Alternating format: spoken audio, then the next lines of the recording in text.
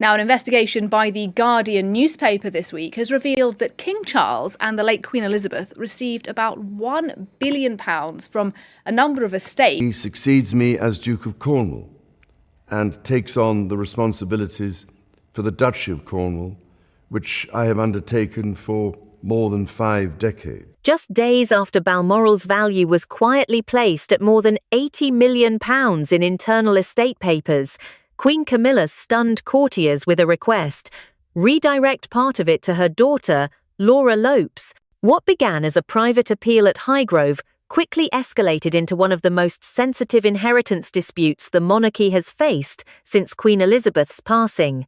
Within hours, aides had logged memos, lawyers were consulted, and a late-night call to Princess Anne drew a line in the sand.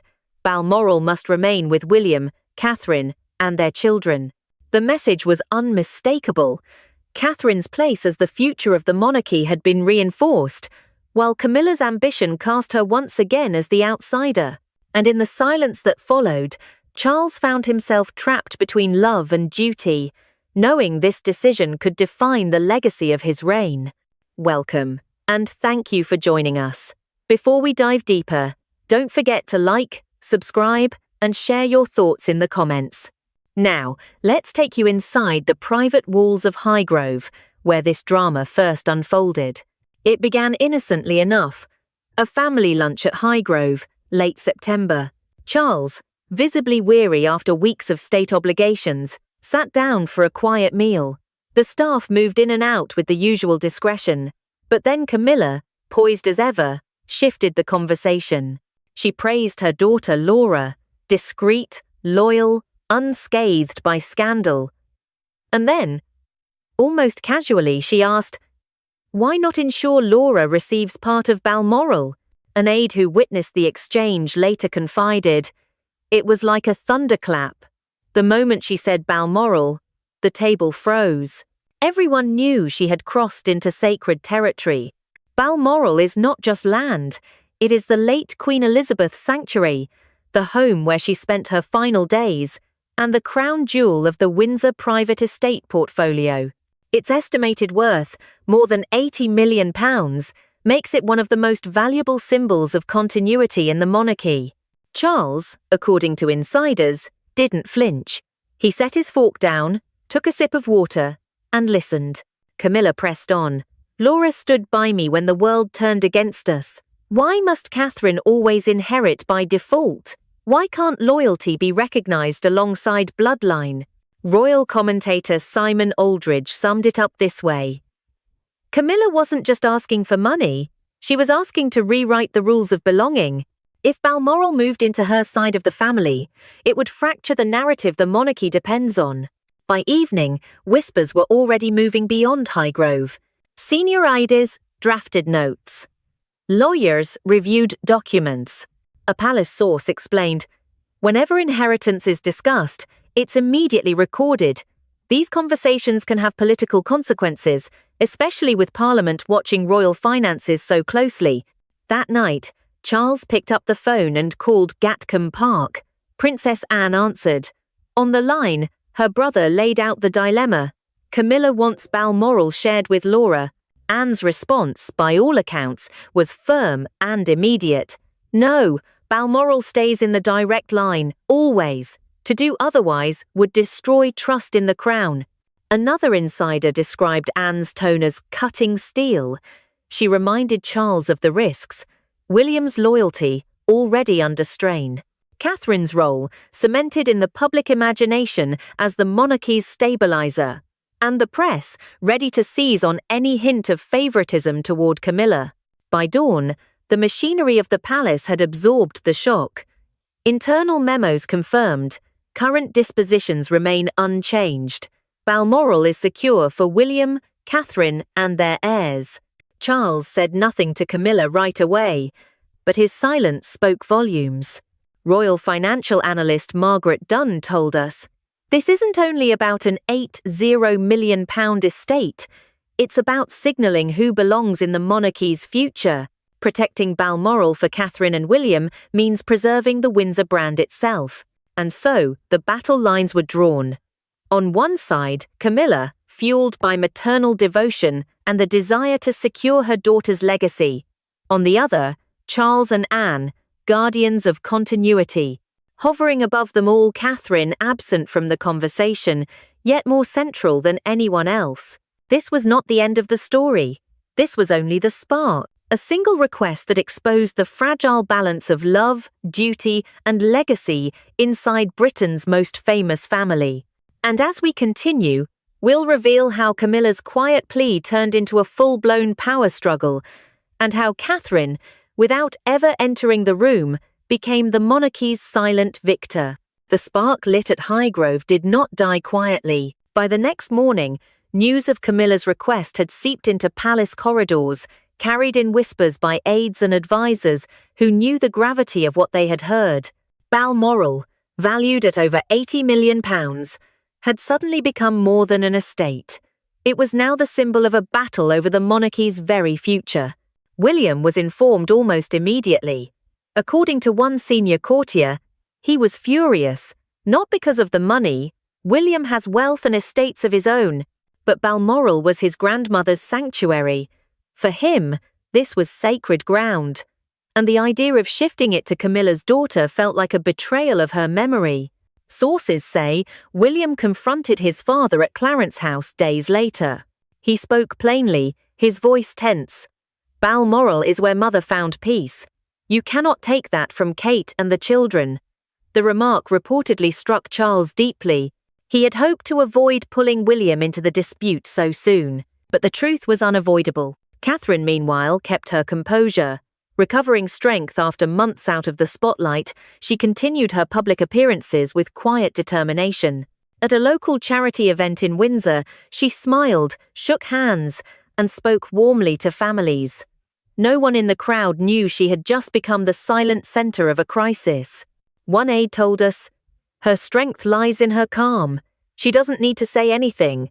The contrast between her and Camilla speaks volumes." Outside the palace, royal experts began to weigh in. Historian Dr. Helena Foster told us, if Balmoral were diverted, it would break a centuries-old pattern. These estates reinforce the legitimacy of the heir. To remove Catherine and her children from that line would be seen as destabilizing the monarchy itself. The press, though careful, started to sense something brewing. A single column in The Guardian hinted at new debates over inheritance planning inside the royal family. It was vague, but those close to the palace recognized the fingerprints of a deliberate leak.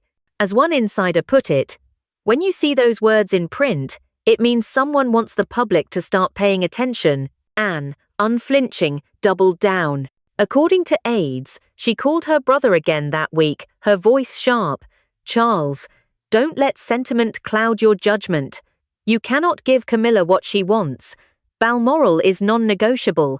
Another source described Anne as the iron in the family, reminding Charles that the monarchy's survival has always depended on discipline, not emotion. Camilla, for her part, was anything but silent. Though outwardly smiling at public engagements, behind closed doors, she continued pressing her case. She wrote letters to Laura, hinting that she was still exploring options. One of those notes, shared with us by a source familiar with her correspondence, read, "This family must one day recognize you. Balmoral would have been that recognition. We'll find another way." Royal financial advisors also weighed in. One, speaking anonymously, explained, "It's not only about the estate, it's about tax structures, trusts, and long-term strategy. If Balmoral were split off, it would raise questions in Parliament, and the monarchy does not want that scrutiny right now." In the midst of this, Catherine's image continued to rise. Public opinion polls placed her approval rating near 80%, an extraordinary number compared to Camilla, who has never broken past the mid-40 seconds. "If Charles were seen favouring Camilla's family over Catherine's," said commentator James Ellery, "it would look like an insult to the public's favourite royal. It would be catastrophic." By the end of the week, the palace had shifted into defensive mode. Internal briefings confirmed Balmoral remains tied to the direct line of succession. Catherine's role as steward of that legacy was now untouchable. But the story doesn't end there. Camilla, insiders say, did not take the refusal quietly. The Queen Consort retreated to Ray Mill, her private residence in Wiltshire, where she began planning her next move. Those close to her described the mood as tense, even defiant. "She won't give up easily," one aide said. "She believes Laura deserves her place, and she will keep pushing until she finds another way in." What began as a single suggestion over lunch had now spiraled into a full-blown test of loyalty and tradition, and as autumn deepened, it became clear this was no passing family dispute. This was the start of a struggle that could redefine the balance of power inside the Windsor dynasty. By the time October began, the inheritance debate had shifted from hushed whispers to a silent chess match. Balmoral, valued at over £80 million, was no longer just a property. It had become the fault line between Camilla's maternal devotion and the Crown's unyielding traditions. Camilla retreated to Ray Mill House, her private sanctuary in Wiltshire, to regroup. Outwardly, she was calm. She smiled at charity events, posed for photographs, and laughed with schoolchildren. But insiders paint a very different picture of her private hours. One aide confided, "She was furious. The refusal wasn't just a no, it was Anne telling her, in effect, that her side of the family would never truly belong." At Ray Mill, Camilla began making calls. Trusted solicitors were consulted, and questions were asked discreetly. Could trusts be established for Laura's children, Eliza and Louis Lopes, without touching the official inheritance chain? Could private gifts be carved out from Charles's personal wealth? According to one legal source, the advisors were cautious. Anything touching Balmoral directly would trigger scrutiny from both Parliament and the press. But smaller carve-outs, in theory, could be structured. Yet for Camilla, smaller gestures felt insufficient. Her vision was clear. Balmoral represented legitimacy. By securing a share for Laura, she believed she could symbolically weave her daughter into the fabric of Windsor history. Meanwhile, Anne continued to press her brother. Courtiers say she visited Clarence House, sitting with Charles for a private meeting that stretched late into the night. One senior figure familiar with their talks said, "Anne was unrelenting. She reminded Charles of every scandal he survived, every moment the monarchy nearly stumbled. She told him plainly, 'Do not let history repeat itself through sentiment.'" Charles listened, as he always does, but those close to him say the strain was visible, torn between a wife he adores and the sister who has been his lifelong confidant. He grew increasingly quiet in public. At an engagement in Scotland, he appeared subdued, his words measured, his expression heavy. Reporters noticed. William, too, began to feel the weight of the dispute. One court insider revealed, he sees this as a test of whether his father will protect his family's future. To William, Balmoral is more than land. It's the spiritual anchor of the dynasty. If it slipped away, it would feel like an insult to everything his grandmother built. Catherine, though never publicly acknowledging the storm, continued to embody stability. At a children's hospice visit, she was photographed kneeling beside a young patient, smiling warmly. The image appeared on front pages across Britain. Analysts say it was not just a photo, it was a reminder of why the public overwhelmingly trusts her to be the monarchy's future. Royal commentator Dr. Helena Foster explained, "Camilla miscalculated. The public has embraced Catherine as the nation's steady hand. To even suggest diverting Balmoral away from her children risks framing Camilla as self-serving. That's a battle she cannot win." Inside Ray Mill, however, Camilla was not ready to surrender. Letters to Laura continued, described by those close as pep talks and reassurances. One note allegedly read, "It was worth asking. The timing was wrong, but the fight isn't over." How to? For Charles, the pressure mounted. The Crown Office drafted fresh internal memoranda, reaffirming that Balmoral must remain intact within the direct line. A palace financial advisor summarized it bluntly. The law is clear. Balmoral is private, but its symbolism makes it untouchable. To shift, it would ignite a storm far greater than Charles is willing to weather. Yet whispers persisted. Camilla was seen leaving a discreet London club known for housing legal and financial elites. One paparazzi photograph captured her stepping into a waiting car, expression tight.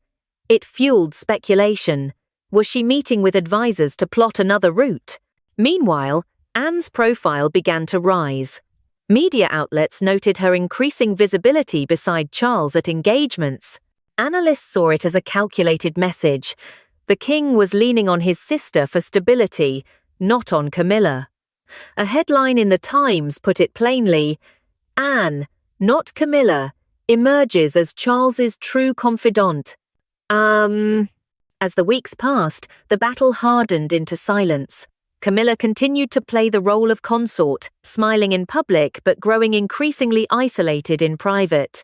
Laura remained out of the spotlight, her life in the Cotswolds untouched on the surface, but now forever entangled in whispers of Balmoral's fate. And Catherine, her absence from the debate was her greatest weapon. As one insider summed it up, Kate doesn't need to fight, her silence is victory enough. Every day Balmoral stays untouched, her family's future grows stronger. The dispute had entered a new phase, quieter, more strategic, but no less dangerous. And as autumn deepened, the unanswered question remained: how far would Camilla go to secure recognition for her daughter, and how long could Charles balance between love and duty before the crown itself felt the strain?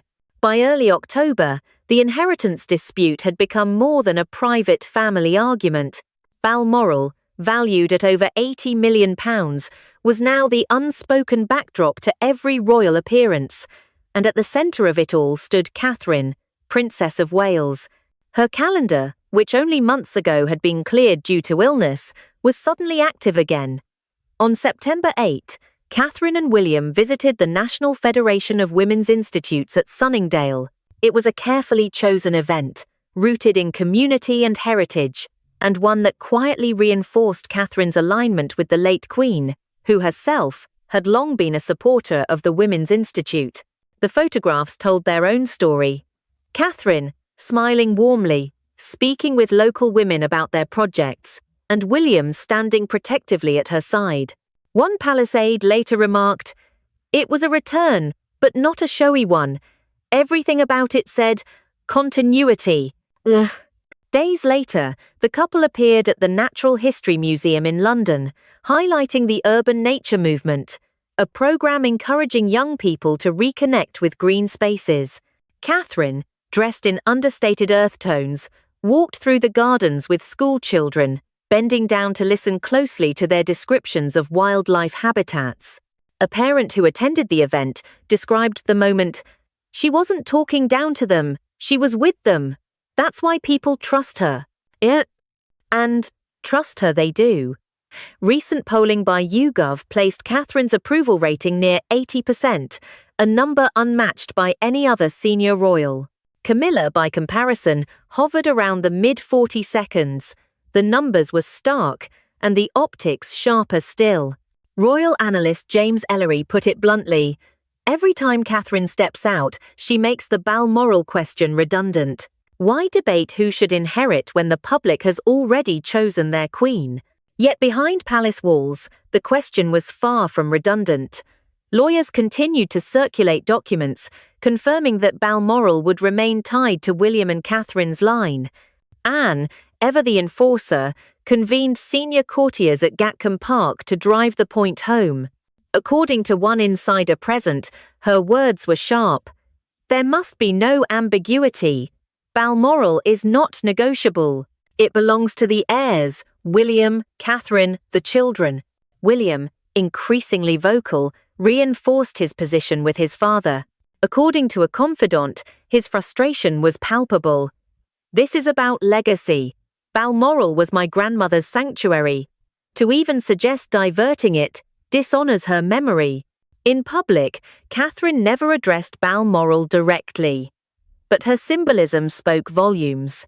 At a school visit near Windsor, she paused to greet a child who presented a painting of Balmoral Castle. Catherine smiled and told the young student, "It really is a magical place. One day, you may see it for yourself." The comment was casual, yet it reverberated. Within hours, clips circulated online, interpreted as a quiet claim of ownership. Dr. Helena Foster, a historian, explained. That moment was messaging without words.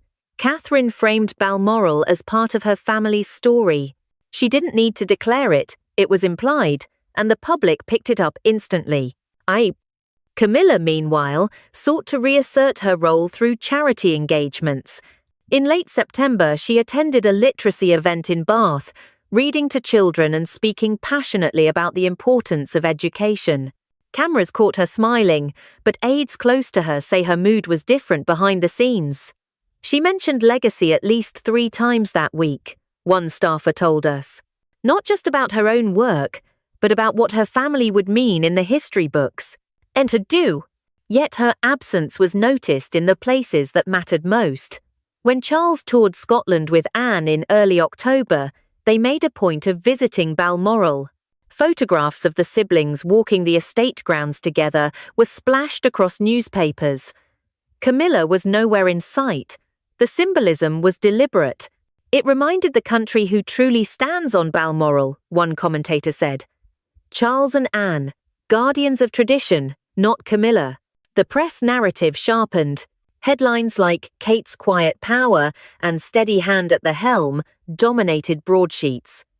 Camilla's engagements received coverage too, but often folded into the same articles that celebrated Catherine's return. In side-by-side comparisons, Catherine appeared radiant, Camilla dutiful. The contrast was unavoidable. Financial experts, weighing in on the dispute, added further perspective.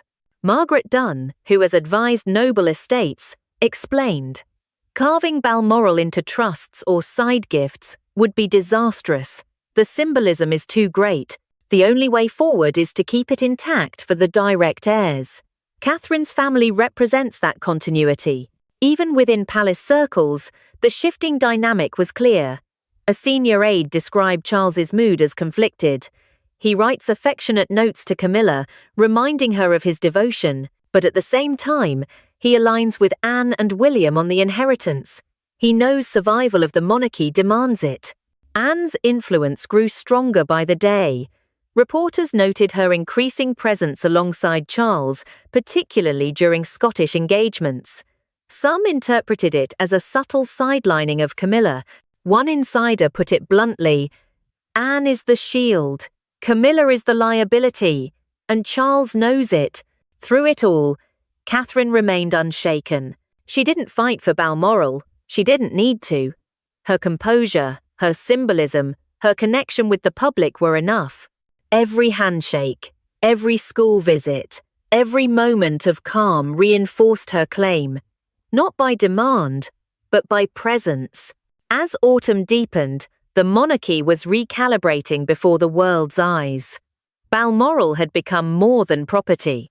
It was a symbol of belonging, a test of loyalty, a measure of who truly represents the crown's future. And in that test, Catherine was quietly passing with flying colours. By early October, the tension inside the royal household had entered its most intimate phase.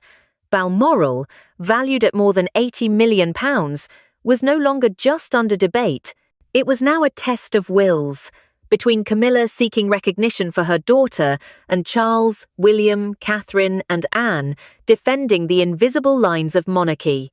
At Ray Mill, Camilla's private world felt smaller and sharper. Her public appearances continued, charity events, patronage meetings, but those close to her say each smile masked an undercurrent of frustration. She would schedule long calls late into the night, one aide revealed. After the meeting, she'd stay behind to read through documents, considering every angle. In one such late-night conversation at Clarence House, Camilla confronted Charles. The atmosphere, those present later said, was thick with emotion. "You choose them over me, over my daughter," she said. You treat Laura as though she never existed. Am I only half a family? Charles, caught off guard, attempted to reply that his duty to the crown required certain boundaries, but the hurt was already exposed. To outsiders, the king remained measured. He presided over engagements, visited regional gardens, and hosted diplomatic receptions. But in private quarters, he was said to be carrying the weight of impossible decisions.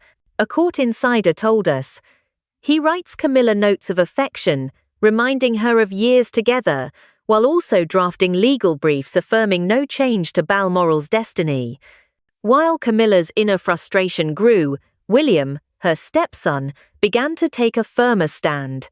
In confidential strategy meetings with senior palace staff, he pushed the narrative that the Balmoral dispute was not just about one estate, but about the integrity of the future monarchy. He urged stricter controls over all major royal assets, insisting that no property, big or small, be susceptible to ad hoc claims. Sources said his tone was sharp.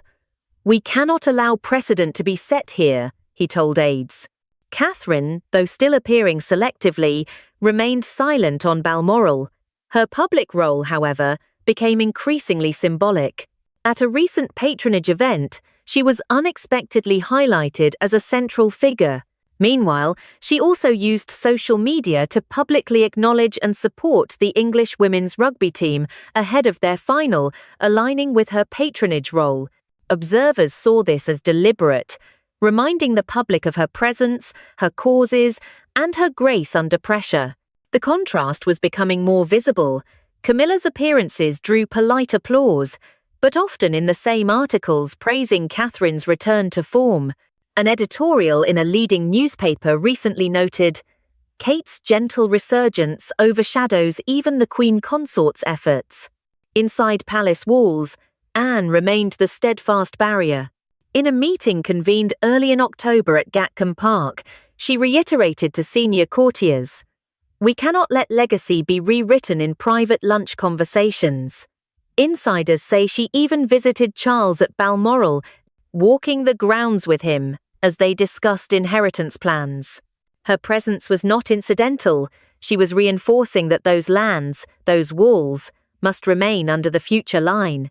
Back at Ray Mill, Camilla explored alternative routes.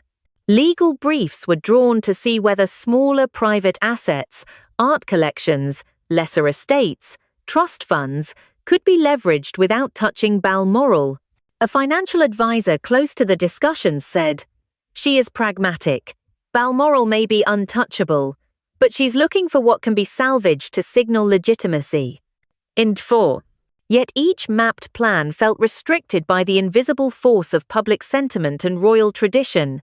Balmoral had become more than property. It had become identity.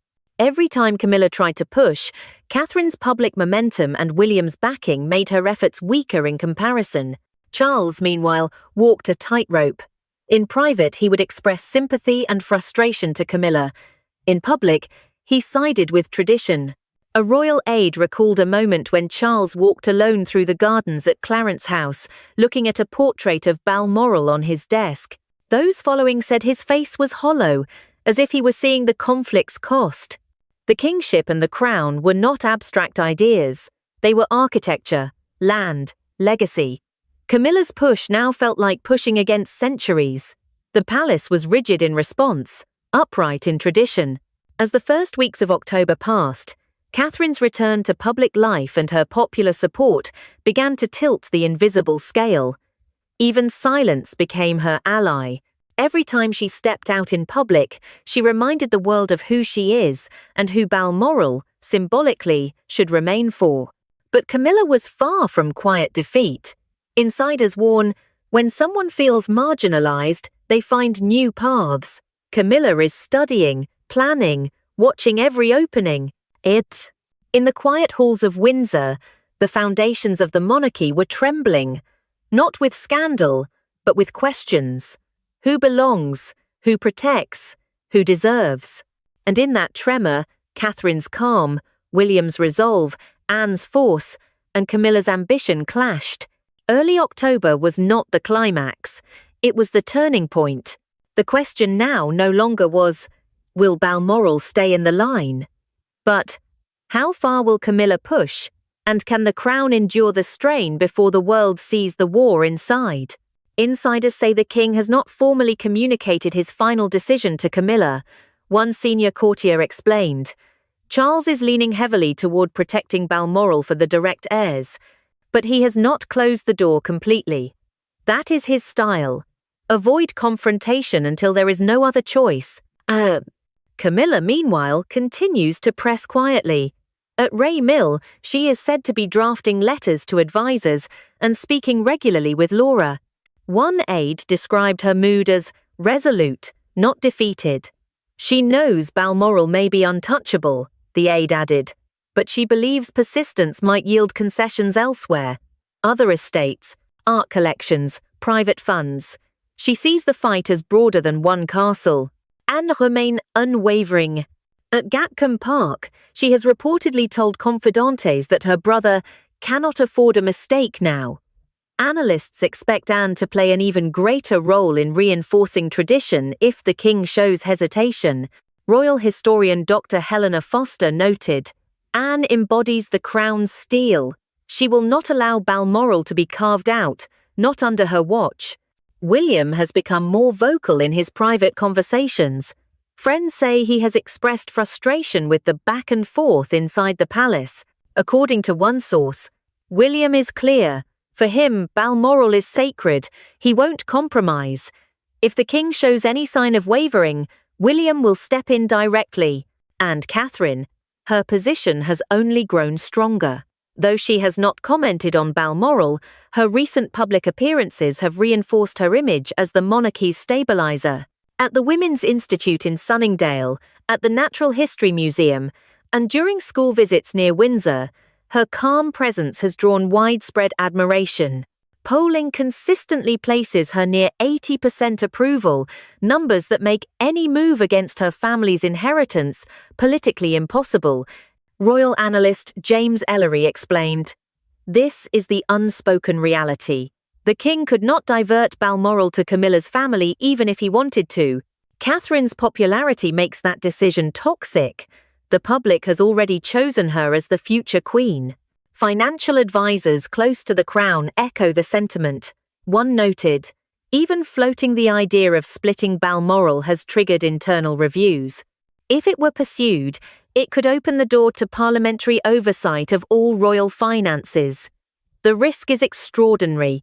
In practice, Balmoral is already safe with William and Catherine's line. Looking ahead, commentators predict 3 possible outcomes. The first is the most likely. Charles formally confirms Balmoral remains untouched, with discreet assurances to William and Anne. The second is a partial concession. Camilla may secure smaller trusts or private assets for Laura, preserving her dignity without touching Balmoral. The third, least likely, is that Charles delays indefinitely, leaving the issue unresolved until his will is made public. Each scenario carries consequences. If Charles sides openly with Anne and William, Camilla risks further isolation, her influence quietly diminished. If he grants Laura private concessions, he may buy temporary peace but fuel whispers of favoritism. And if he delays, the silence itself could become a story, inviting leaks and speculation. For now, the monarchy holds its breath. Balmoral stands as it always has, solid, immovable, echoing with the weight of history. But in its silence lies a storm. Insiders warn the next fortnight may decide whether this dispute fades quietly into the background or explodes into a defining test of Charles's reign. One commentator summed it up. Camilla is playing for her daughter's future. Anne is playing for the monarchy's survival. William is fighting for his children. Catherine doesn't need to fight. She embodies the answer. The question is, where will Charles land? And so, as autumn deepens, the Windsor family faces its most delicate crossroads since the Queen's passing. The outcome is not yet written, but the shadows of Balmoral will shape the monarchy's story for years to come. Thank you for watching and staying with us through this report.